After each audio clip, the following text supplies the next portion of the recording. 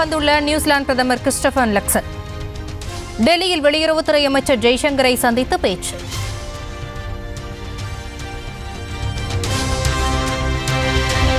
பஞ்சாபில் இரு பெரும் பிரச்சினைகள் போதை மருந்து மற்றும் ஊழல் என்று அரவிந்த் கெஜ்ரிவால் பேச்சு. ஆம் ஆத்மி அரசு 2 பிரச்சினைகளுக்கும் எதிரான போர் தொடுக்கும் என்று திட்டவட்டம். போதை மருந்து கடத்தல்காரர்களுக்கு இரக்கம் காட்ட முடியாது என்று மத்திய அமைச்சர் அமித்ஷா திட்டவட்டம். போதை ஒழிப்பில் மத்திய அரசு உறுதியாக உள்ளதாகவும் பதிவு. அரசு ஒப்பந்தங்களில் 4% சிறுபான்மையினருக்கு வழங்கும் திட்டத்திற்கு கர்நாடக மாநில அரசு ஒப்புதல். அரசியல் சாசனத்திற்கு எதிரானது என்று பாஜக குற்றச்சாட்டு. பட்ஜெட்டின் போது பயன்படுத்தப்பட்ட விவகாரம் பெரிதானது ஏன் என்று முதலமைச்சர் விளக்கம். மொழிக் கொள்கையில் உறுதியுடன் இருப்பதை காட்டவே பயன்படுத்தப்பட்டதாக வீடியோ வெளியீடு. பட்ஜெட் லோகோவை வெளியிட்டிருந்தேன்.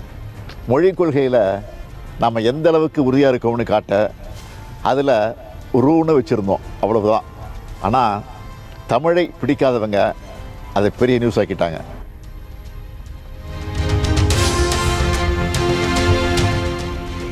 மத்திய நிதியமைச்சரே பலமுறை என்ற குறியீட்டை பயன்படுத்தியுள்ளதாக சுட்டிக்காட்டி முதலமைச்சர் விமர்சனம். 100 கோரிக்கைகள் வைத்தபோது பேசாத மத்திய நிதியமைச்சர் ரூவை பற்றி மட்டும் உடனே பேசுவதாகவும் குற்றச்சாட்டு. ஒன்றிய அரசுகிட்ட 100 நாள் வேலை திட்டத்துக்கான சம்பளத்தை தாங்க, பேரிடர் நிதி தாங்க, பள்ளி கல்வி நிதியை விடுவீங்கன்னு தமிழ்நாடு சார்பாக 100 கோரிக்கை வச்சுருப்பேன். அதுக்கெல்லாம் பதில் பேசாத ஒன்றிய நிதியமைச்சர் இதை பற்றி பேசியிருக்காங்க. அவங்களே பல பதிவுகளில் ரூனு தான் போட்டிருக்காங்க. ஆங்கிலத்திலையும் எல்லாரும் ருப்பீஸை சிம்பிளாக RSன்னு தான் எழுதுவாங்க. அதெல்லாம் பிரச்சனையாக தெரியாதவங்களுக்கு இதுதான் பிரச்சனையாக தெரியுது போல.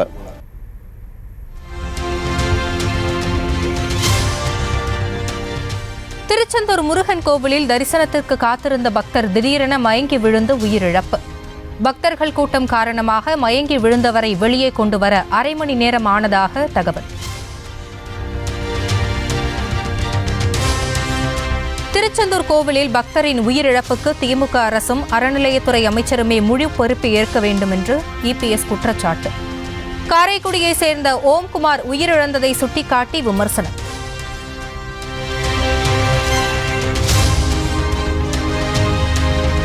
ரயில்வே தேர்வில் தமிழ்நாட்டு தேர்வர்களுக்கான மையங்களை தமிழ்நாட்டிலேயே ஒதுக்கீடு செய்ய வேண்டும்.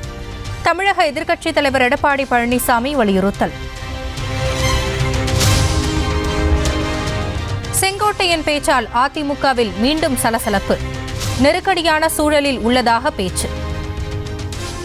ஒப்புதலை வழங்கினேன். இப்போது இருக்கிற சூழ்நிலை இக்கட்டான சூழ்நிலை என்பதையும் நீங்கள் அறிவீர்கள்.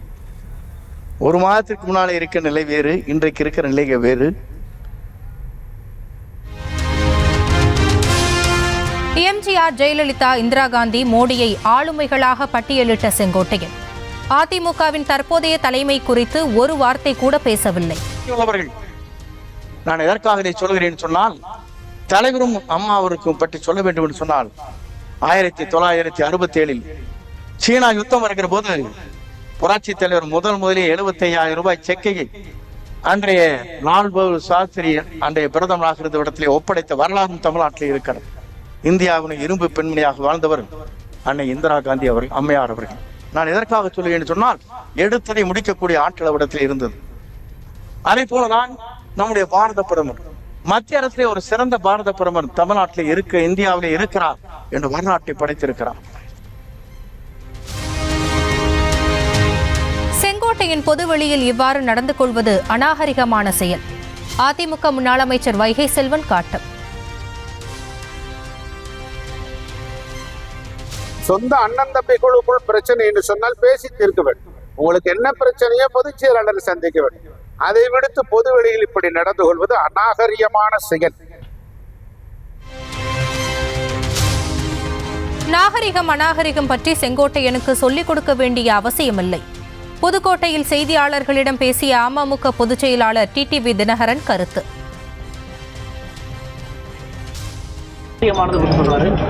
அதாவது நாகரிகம் அநாகரிகம் பற்றிலாம் அண்ணன் செங்கோட்டையனுக்கு சொல்லிக் கொடுக்க வேண்டிய அவசியம் இல்லை. ஏன்னா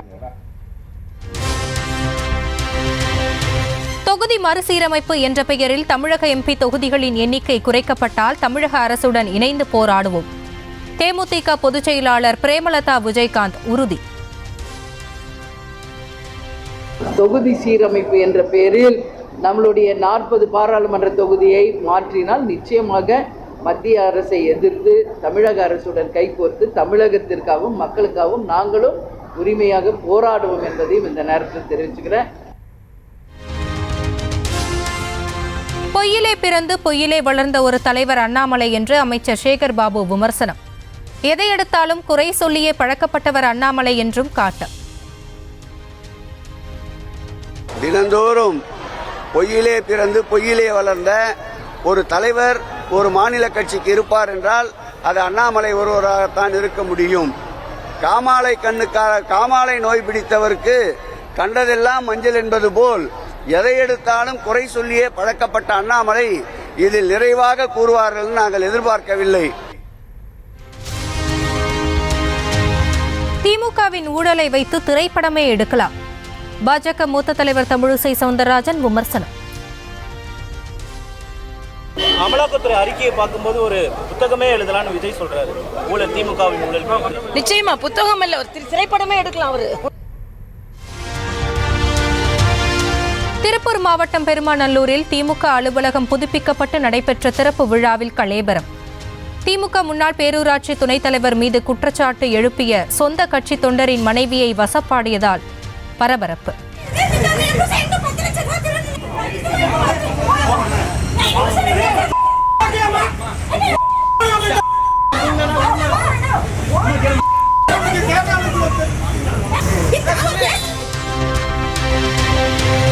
செங்கல்பட்டு மாவட்டம் திருப்போரூரில் நாம் தமிழர் கட்சியின் சார்பில் சாலை பேரணி.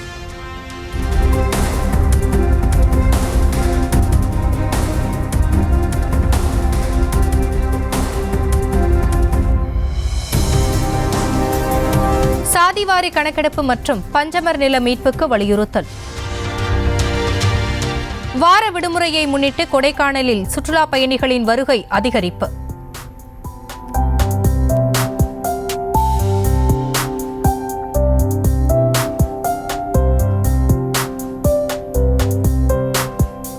மோயர் சதுக்கம், பைன்மரச்சோலை, குணா குகை, பில்லர் ராக், பசுமை பள்ளத்தாக்கு உள்ளிட்ட பகுதிகளில் திரண்டு உற்சாகம்.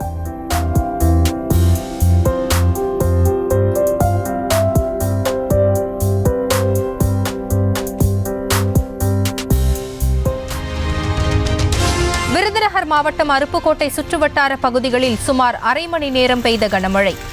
சாலைகளில் நீர் தேங்கிய நிலையில் வெப்பம் தணிந்து குளிர்ச்சியான சூழல்.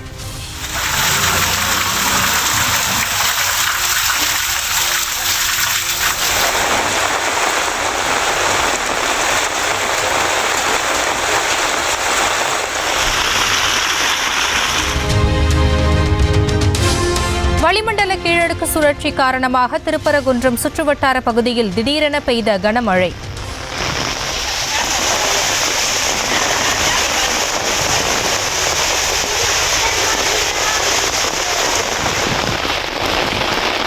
புறநகர் பகுதிகளில் கனமழை கொட்டி தீர்த்ததால் மக்கள் மகிழ்ச்சி. தேர்தல் வாக்குறுதிகளை நிறைவேற்றவில்லை என்று கூறி கோவையில் தமிழக வெற்றிக் கழகத்தினர் போராட்டம். தமிழக அரசை கண்டித்து தொண்டர்கள் கோஷம்.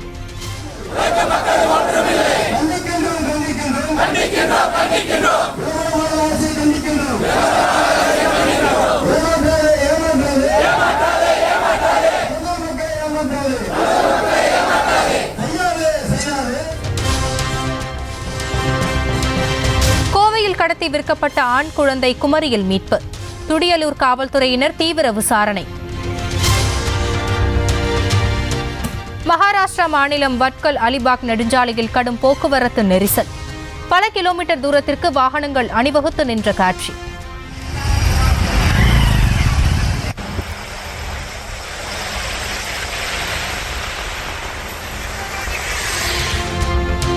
உத்தரப்பிரதேசத்தில் ஹோலி பண்டிகையை கொண்டாடிய காவல்துறையினர் வண்ணப்பொடி பூசிக்கொண்டு உற்சாக நடனம். கர்நாடக மாநிலம் மங்களூருவில் 75 கோடி ரூபாய் மதிப்பிலான போதைப்பொருள் பறிமுதல். மெத்தம்பட்டமின் போதைப்பொருள் கடத்தலில் ஈடுபட்டதாக தென்னாப்பிரிக்காவை சேர்ந்த 2 பெண்கள் கைது. உத்தரப்பிரதேச மாநிலம் மொராதாபாத்தில் பெய்த ஆலங்கட்டி மழை, வீடுகளுக்குள்ளேயே முடங்கிய மக்கள். ரோம் நகரில் மாரத்தான் பந்தயத்திற்கு நடுவில் 42 வினாடிகள் மௌனமாக நின்ற தடகள வீரர்கள்.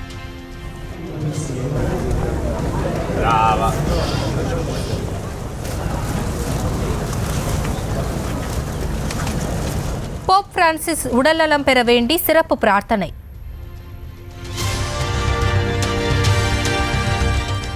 இசையமைப்பாளர் A.R. ரஹ்மான் அப்பல்லோ மருத்துவமனையில் அனுமதி, சிகிச்சை முடிந்து வீடு திரும்பினார்.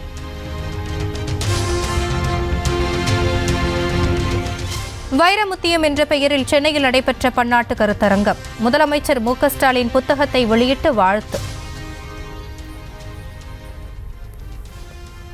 நீங்க படைப்பாளி என்ற காரணத்தால் 100 ஆண்டுகள் கடந்து வாழ்ந்து உங்கள் பாடல்கள் எண்ணிக்கை 10,000 ஆகட்டும், படைத்த நூல்கள் எண்ணிக்கை 100 ஆகட்டும். பிரசித்தி பெற்ற ராகுஸ்தலமான திருநாகேஸ்வரம் நாகநாத சுவாமி கோவிலில் இசையமைப்பாளர் இளையராஜா சுவாமி தரிசனம்.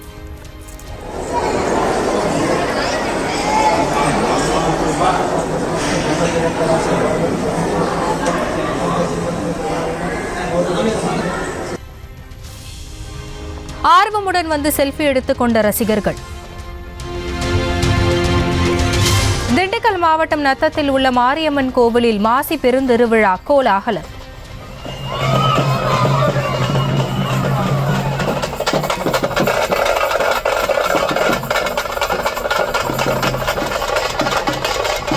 காப்பு கட்டி விரதமிருந்த ஏராளமான பக்தர்கள் பால்குடம் சுமந்து நேர்த்திக்கடன்.